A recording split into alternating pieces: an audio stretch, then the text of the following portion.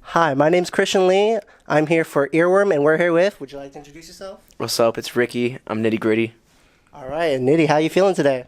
I'm a little tired from my flight, hanging out last night at the club before my club show, which I never do, but, you know, happens. All right. And you're going to play in like another type of, it's kind of like a club tonight, right? Yeah. The club before the club. This is a super sweaty one, though, so it'll be even more fun. Yeah. And so my first question for you is, I usually ask this to everyone, like, you know, what do you put on your, like, hospitality rider? But I heard you're a little bit more unique. I heard you usually request for Legos, right? Oh, yeah, every time. When I was a kid, I loved Legos. I could never, like, afford, like, really, like, cool sets and stuff, so I decided, like, Rider's pretty much just free stuff. So you can request anything you want, and I was like, Legos. It's my favorite thing. All right. And I heard in, like, another interview, like, the best one that you've done, best one you've built, was like a Porsche. Have you like topped that since, or?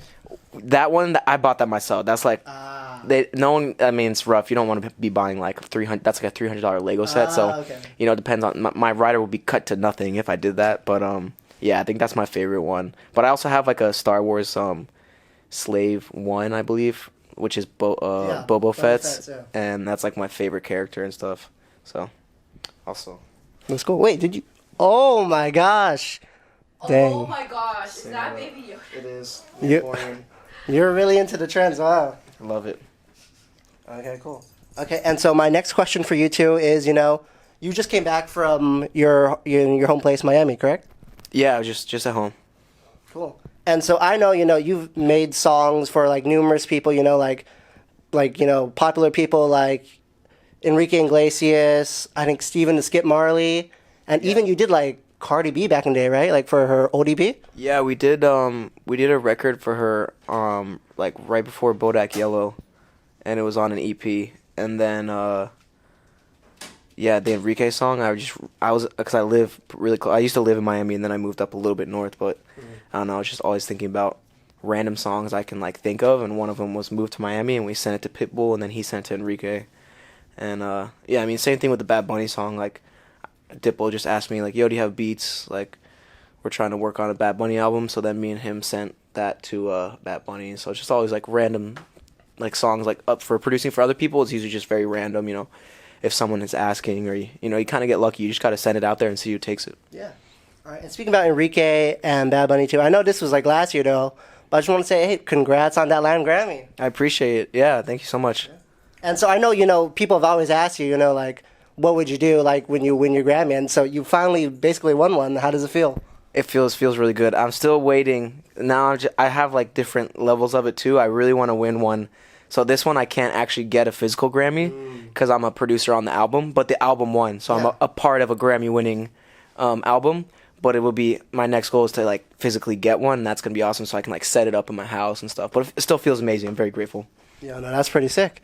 And so do you remember like where you were when you heard the news that like you basically won it? Yeah, I was on the plane in either Singapore or China, but I believe it was Singapore because I just finished a cruise ship like festival for 3 days, and I had like, I don't usually party that much when I go to my shows, but I was going in that, so then I was like a little like hungover, like tired. Then my friend texts me, and he's like, dude, did you see this? And it's a link saying that it won in the Grammys. And I didn't even know Latin Grammys were that night. So I literally woke up and I was on the plane, like literally on really slow, like internet. Because, you know, like out there, like you have like 2G speed. So I'm like, I got to read this. And we're like taking off. And I'm like freaking out while we're like taking off on the plane. Like, oh my God, I think I just won a Grammy.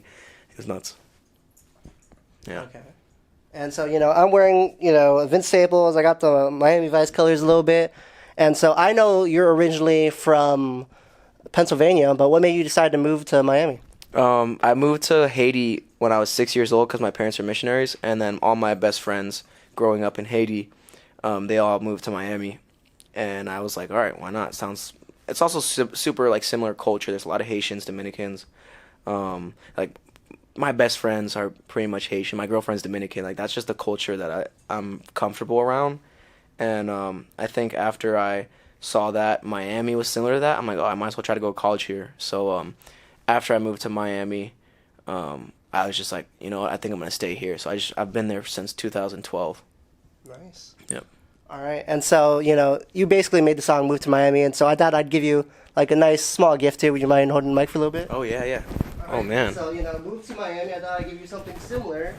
And so it's Will Smith's Big Willie Style, which has the song Miami on it. I actually just started collecting records. So this is Really? My mom just bought me the greatest hits of Earth, Wind and Fire because I always play September and like I love like some certain like disco and funky stuff like that. But this is amazing. And also he's from West Philadelphia. Born and raised. Yes. On the playground. Okay, and so let's talk about, like Philadelphia, Pennsylvania in general specifically, because I know you lived in Haiti for, like a good majority of your childhood, but you actually moved back to Pennsylvania like when you were in like 11th, 12th grade? Yeah, it was like really back and forth because like Haiti's, I guess there was civil unrest, like government issues, and then the earthquake happened, and that was like halfway between my 10th grade year, and I moved back to the States for like half that year, then another back and forth. So it was like pretty much split my schooling between. I pretty much went to school like outside of Philadelphia, but I lived in like the suburbs. So I'm not really from Philadelphia, but Bucks County. But no one knows that. It's like I've lived in Miami, but now I live in Weston, and that nobody knows where that is. So I just say Miami and Philadelphia. All right. Yeah. And so, we brought out Big Willie Style. I'm wearing the Miami Vice colors. I thought we'd do a little bit of throwback, so I have a throwback question for you regarding this too. And so, you during your time in Pennsylvania, I heard you were in a band called Thieves in Paradise. That's insane. You guys have what's the one interview guy that's who it is. You guys remind me of it because of this, and then the super like throwback. That's crazy. So that band, those are basically my church friends, like youth group and stuff, and it was really bad, like punk rock, but it was fun. That's where I learned like all like songwriting, playing guitar, drums, singing. Like obviously everyone starts in a crappy band. I feel like so good times though. Just like so much fun, regardless of how good the music was. It was just like a great experience to do it. All right, and let's talk about like old times too. And so like, what was like some of your musical inspirations growing up? Like any bands? Yeah, artists? I mean, it pretty much ranges from like, I guess, anywhere from like brand new Taking Back Sunday to then Slipknot or like Suicide Silence, super heavy stuff, and then I've discovered like Childish Gambino, like type of rappers where it's just like, I don't know, just super swaggy stuff, not like super like everyone loves like super like gangster rap, but like sometimes those smart, clever people like in rap, I really like that type of stuff. Yeah. And then after that, like some like chill stuff. I'm trying to think, maybe like even Bon Iver, where I started listening to like acoustic music, and then, I mean, obviously stuff like Bob Marley. You can't Of course. Everyone has an influence from, I feel like, Bob Marley or like the Eagles or Boston, like any like classic, good selling people like that. You just always heard it growing up, so it's still in your head. But I'd say a lot of like, I really love like post-hardcore, like emo stuff, metal, and then a lot of like acoustic stuff too. So somewhere in the middle. And then obviously I discovered, Skrillex, and I was like, what the hell? This is the most insane thing. And that's kind of what threw me into like the Major Lazer, Diplo, Skrillex, Flosstradamus, just all the countless people I discovered in electronic music, then fuse that with, I guess, like, cause I feel, I don't know if you guys have seen my sets, but I always try to like bring back songs that I liked that were in like popular music and then put them into drops or random stuff, edits that I have. So that's like my favorite thing to do, I guess, in DJing. That's awesome. And so I heard your parents they were missionaries, right? Yeah. Okay, and so I thought, you talked about your musical inspirations. Your parents are missionaries. I thought I'd do I have a few more gifts for you, and I thought, I do a little bit of a mix of the two. So if you mind holding the mic for a second. Yeah, sure. Man. And so you talked about some of those people, and so I thought I'd give you more gifts to add to your record collection. Listen, that's my birthday today now. And the first one is a brand new one. Oh, man. Oh, I'm so happy you got me this one because I have Dejan Tandu. Of course. But I don't have The Devil and God is Raging Inside Me. And, missionaries and, metal punk, and I feel like this is a good in-between. This and Dejan Tandu, and then I now only own 4 records. You have half my collection, so this is a gold mine right here. I was probably gonna buy this eventually one day, No, you don't have to. Yeah, now I'm happy. Such a great Yeah, it's album cover, right? amazing. It's just I also have you ever seen like little like fake memes of one? Yes. So they'll make like them into like RuneScape characters or like Lego Man or like they'll like change it into like stuff. It's so good. It's so epic. And so that's your fourth one, right? This is my fourth record. Yeah. All right, let's add a fifth. Oh man, okay, we out here. All right, and so your parents are missionaries. Like I said, there's correlations with punk metal. Yeah. So let's add Taking Back Sunday too. Yes, I love it. Oh my goodness, thank you so much. This is actually insane. So what drew you to like these bands when you were like growing up early on, though? I think the people that I like, when I was in that band Thieves In Paradise, they actually introduced me to most of this. And then when I was in Haiti, I had like BearShare and like LimeWire, and that was the only way I was able to like experience like music because they just don't have like any of that. It was all like Haitian music, hip hop, rap, or like, I liked all that stuff, but I was always like also looking for like guitar because I wanted to learn guitar and play drums, and no one plays that in the radio in Haiti. So once I like discovered like YouTube and stuff, I would just sit there for hours like listening to like metal songs, rock, Taking Back Sunday songs, and just so many different random things. And I don't know, once I started learning and playing guitar and drums, that's really when it's like that's the stuff that shines in rock and alternative and indie and metal is the instrumentation. So once you start, the first three songs you learn are probably Metallica and the Beatles, and those are both rock band, pop and rock bands and metal bands. So like I guess that's what drew me to start to learn instruments and go into a more like, and the stuff about like Taking Back Sunday and Brand New is like the lyrics are a little more geared toward like, like that emo side, but it's not so far. I guess I wasn't like, I'm not in no way, shape, or form like hating on like My Chemical Romance or like Escape the Fate or anything like that. But I always find like Taking Back Sunday and Brand New to be a little less like angsty and like, oh, she left me, and not like a little more just about like real life stuff. I don't know, like I kind of like the songwriting style that kind of gets me, like Bon Iver stuff. It almost sometimes doesn't make sense. It's like an abstract painting versus just a painting that's of something. Like one's a little more like you decide, and then some stuff. And I like both styles of music. Don't get me wrong, because sometimes like Blink-182 is very straightforward. It's just exactly what the song's about, and at shows it's the funnest thing. But then sometimes when you're in your personal listening, like stuff that's a little more like, I didn't really get that, and now I want to try and understand it. I also really like that. Yeah, I agree with you.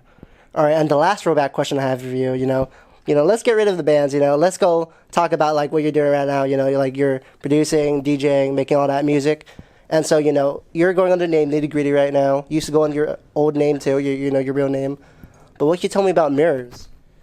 There's no proof. Like I can't even personally find anything. I tried to look it up the other day. It was like my first like fake DJ name, but I don't even know if I released. Like I can't even remember. I don't even find the YouTube. I thought I deleted it. Did you find something? I don't want to embarrass you any further. I just wanted to ask the question, No, that's fine. But what made you decide to use that name, though? That was an interesting one. I like Nitty Gritty better, by the way. No, that was just like when I didn't know anything. It's also because my name sounds like Mirrors. So Mirrors, Ricky Mirrors. I don't know. It's like when you make a gamer tag in 12th grade and you're stuck with like freaking... Actually, mine is basically a 12th grade. Right now I have Nitty Gritty 69. So lame. I just couldn't help it. Okay. And so, enough about the past. Let's do one more question about, like, the present, the future. And so, right now you're on the tour with Wookie. And I know you're playing a few festivals, too. I think you're going to be on Beyond Wonderland, right? Yeah, so I'm about to do Beyond. And then I think after that, me and Wookie together are playing... No, just more shows. Yeah, we're just finishing the tour. Yeah, I can't think of what other festival... Because it's like the end of festival season, I don't know. It's like a weird time for festivals right now. We're in the winter. I don't know. I feel like in the summer is when they kind of start going off. But if I could remember, that's why I have managers. Bad at the schedule. Okay. But yeah, the tour is gonna be amazing. It's gonna be really fun. Yeah, and so right now you're like pretty much near the beginning of the tour. So what can you tell fans about like what they have in store as like you keep going across the country? I mean, we pretty much geared it to have me and him play our own sets, so you get both of us in our complete own element. And then at the end, we do it back-to-back, where it's like we play our entire EP and a bunch of edits. Because like that's just like our thing, I guess. I don't know. People like are always like asking about our like back-to-back sets, because it's literally just me and him making stupid weird, random songs that not many people would play besides us because we're idiots, but it's fun. All right. Well, thanks for taking time to do the interview. But before we turn off the camera, though, I'm gonna get out front. I'll let you hold the mic, and you've been a great person to interview, and so I thought I'd give you a little bit of time. Anything you want to plug or anything you want to say. Oh, true. Okay. Me and Wookie are dropping an EP. I don't know when this is airing, but it is coming out this Friday. So the 24th, Rochambeau EP comes out. It's really fun. Like, we had an insane time making that one because we've been working on music for like almost like 2 years, I feel like. So when they actually finished, and one we're going to play tonight is literally an acoustic guitar song. Like, completely random. Like, it's so dumb. It's like a drunk campfire song. So I'm really excited to like release that because I've never and I just finished like another song today where it's like me singing, and it's like just like almost like Oliver Tree versus like my I don't know, just all the stuff that's like fun, like singing, also with like drops and stuff. So the Rochambeau EP has some of that. And then what am I doing after that? I got DJ Snake remix coming out, Ikalia Lenium remix coming out, and then just a million of my own songs that I don't know what to do yet with them. Probably a compilation, something big. Basically, a lot of songs in one big drop, one big poop of my songs. Just take a dump on the world with every genre possible. That's my goal. Sorry, that's pretty much it. I mean, you catch me on social media, DJ Nitty Gritty, and that's pretty much it.